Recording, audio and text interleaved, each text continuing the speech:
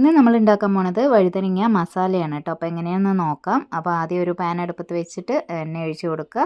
അതിലേക്ക് ഒരു 4-5 ഗ്രാമ്പു ചേർത്ത് കൊടുക്കുക. കുറച്ച് ഒരു നുള്ള് പെരിഞ്ചീരകം ചേർത്ത് കൊടുക്കുക. അതിലേക്ക് തന്നെ ചെറിയൊരു സവാള അതും കൂടെ മുറിച്ചത് ആഡ് ചെയ്ത് കൊടുക്കുക. അതിലേക്ക് തക്കാളി ആഡ് ചെയ്ത് കൊടുക്കുക. നന്നായിട്ട് വഴറ്റിയെടുക്കുക. അതിനുശേഷം ഇഞ്ചി വെളുത്തുള്ളി പേസ്റ്റ് ആവശ്യത്തിനുള്ളത് ചേർത്ത് കൊടുക്കുക. അതിലേക്ക് പിന്നെ നമുക്ക് പൊടികൾ ചേർക്കാം. മഞ്ഞൾപ്പൊടി, മുളക് പൊടി, പിന്നെ ഗരം മസാല ചേർക്കണം. അതുപോലെ തന്നെ മല്ലിപ്പൊടിയും ചേർക്കണം. പിന്നെ ആവശ്യമുള്ള ഉപ്പും കൂടെ ചേർത്ത് കൊടുക്കുക. നന്നായിട്ട് വഴറ്റിയെടുക്കണം കേട്ടോ.